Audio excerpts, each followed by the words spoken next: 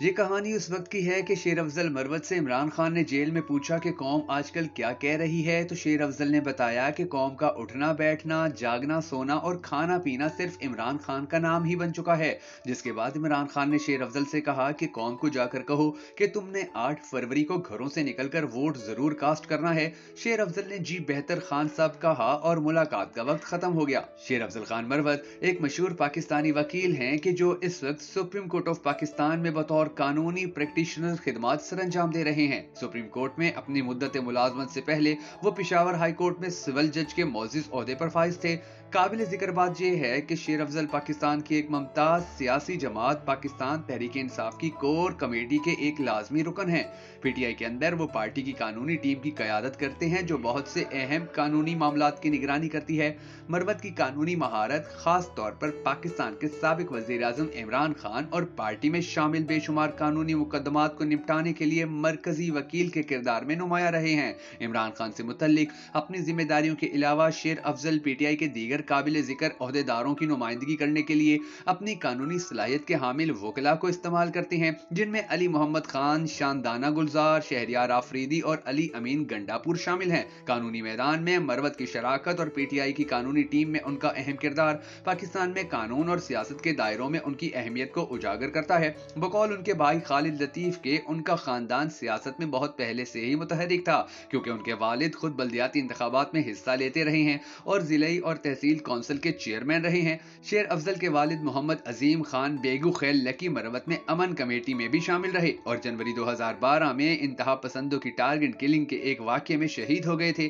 یاد رہے کہ کالعدم تنظیم تحریک طالبان پاکستان کی کارروائیوں کو روکنے کے لیے قبائلی ان سے ملحقہ علاقوں میں مقامی لوگوں پر مشتمل امن کمیٹیاں قائم کی گئی تھی۔ دعا ہے کہ اللہ شیر افضل مروت بھائی کے والد گرامی کو جنت الفردوس میں اعلیٰ مقام عطا فرمائے۔ اگر آپ بھی ہم سب کے ساتھ مل کر اس دعا میں شامل ہونا چاہیں تو کمنٹ سیکشن میں آمین ضرور لکھ دیجیے گا۔ میں ہوں شکیل حیدر اور آپ دیکھ رہے ہیں بکر نیٹ ورک ویڈیوز۔ دوستو، شیر افضل مروت کی ابتدائی تعلیم لکی مروت کے ایک گاؤں بیگو خیل سے شروع ہوئی۔ اس کے بعد انہیں ڈیرہ اسماعیل خان میں وینسم کالج میں داخل کروایا گیا، جہاں سے انہوں نے ایف ایس سی کا امتحان پاس کیا، جس کے بعد انہوں نے لکی مروت کالج سے گریجویشن کی۔ ان کے بھائی کے مطابق وہ اسکول کے وقت سے مختلف تقریری مقابلوں میں حصہ لیتے رہے ہیں۔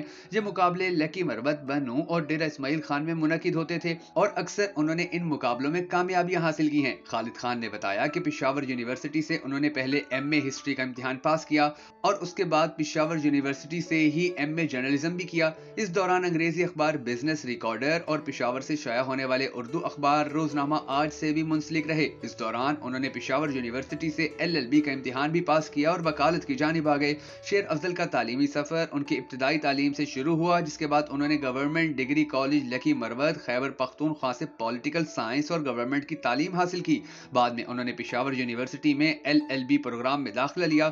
مزید علم کی تلاش میں انہوں نے برطانیہ کا سفر کیا، جہاں اس نے کارڈف یونیورسٹی سے کامیابی کے ساتھ ایل ایل ایم کی ڈگری حاصل کی۔ اس کے بعد انہوں نے اپنے تعلیمی افق کو ایسی وسعت دی اور اپنی قانونی قابلیت کو اتنا بڑھایا کہ آج وہ پورے پاکستان کی عوام کے حقیقی شیر بن چکے ہیں۔ شیر افضل نے 2004 میں پشاور ہائی کورٹ میں سول جج کا کردار سنبھالنے سے پہلے بطور وکیل اپنے کیریئر کا آغاز کیا۔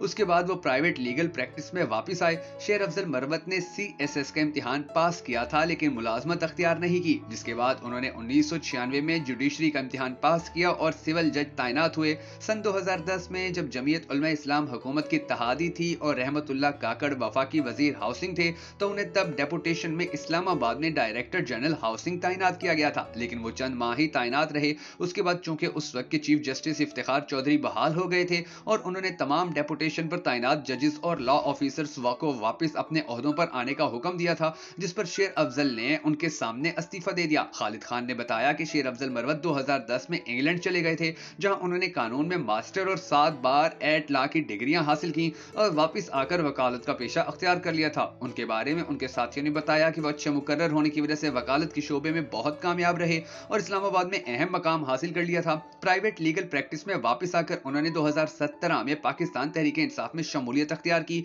जहां उन्होंने पार्टी के कानूनी अमूर की जिम्मेदारी संभाली। शेर अफजल ने जब पाकिस्तान तहरीक इंसाफ में शमूलियत अख्तियार की तो इब्तदा में तो वो लकी मरवत और करीबी इलाकों में जमात के उम्मीदवारों की हमायत करते रहे, क्योंकि लकी मरवत में बैगू खैल में उनके हल्के में वोटर्स की अच्छी खासी तादाद उनके साथ थी। मगर फिर उनकी खिदमात के एतराफ में उन्हें पार्टी की कोर कमेटी में मुकर्रर किया गया। 2018 के इलेक्शन में उन्होंने लकी मरवत की सतह पर पीटीआई के उम्मीदवारों की हमायत और उनके लिए इंतखाबी मुहिम में अहम किरदार भी अदा किया था। 9 मई को होने वाले अलमनाक वाकयात के नतीजे में, जिसके नतीजे में पीटीआई के अहदेदारों के खिलाफ क्रैकडाउन हुआ और मुतअद्दिद अरकान के अगवा के बाद मरवत एक नुमाया रहनुमा के तौर पर सामने आए। जब पीटीआई के कायदीन पर मुकदमात कायम किए गए तो इब्तदा में तो वो साबिक स्पीकर असद कैसर और दीगर के मुकदमात में पेश हुए और उनकी वकालत और तरीके को देखते हुए फिर वो साबिक वजीर आजम इमरान खान पर कायम मुकदमात के लिए भी बतौर वकील पेश होते रहे।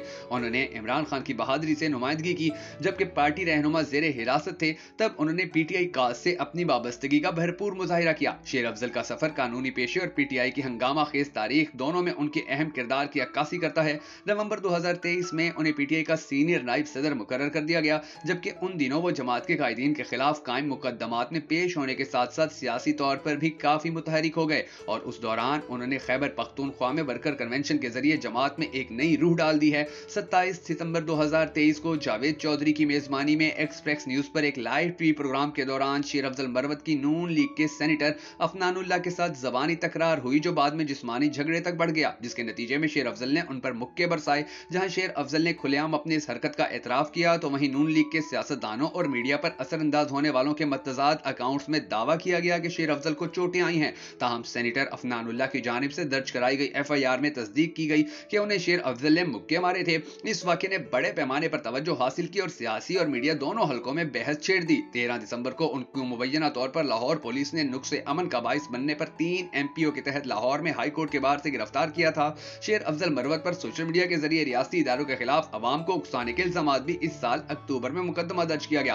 पहले भी शेर अफजल मरवत की जानिब से यह दावा किया गया था कि खैबर पख्तूनख्वा के इलाके लोई दीर में उन्हें चकदरा बाईपास पर गिरफ्तार किया गया था। ताहम लोअर दीर पुलिस ने इस दावे की तरदीद की थी। बकौल सीनियर सहाफी और डॉन टीवी के इस्लामाबाद में ब्यूरो चीफ इफ्तिखार शिराजी, जहां पीटीआई के बेशतर कायदीन इस जुर्रत का मुजाहिरा नहीं कर पाए और छुपकर बैठ गए या गिरफ्तार और किसी दबाव की वजह से पार्टी से अलहदा हो गए, वहीं शेर अफजल इस्लामाबाद से नौशेरा रुकावटें अबूर करके पहुंचे थे। इसी तरह बाजोड़ में जब हर जगह पुलिस थी तो उस वक्त वो कारकुनों के हमरा पुलिस को चकमा देकर कन्वेंशन के लिए पहुंच गए थे और सोशल मीडिया पर कारकुनों से पहुंचने का कहा तो बड़ी तादाद में वर्कर्स पहुंच गए थे और ये उनकी बड़ी कामयाबी थी। दोस्तों, अगर आप भी शेर अफजल मरवत को पाकिस्तान का हीरो समझते हैं तो हमारी इस वीडियो को लाइक जरूर कीजिएगा।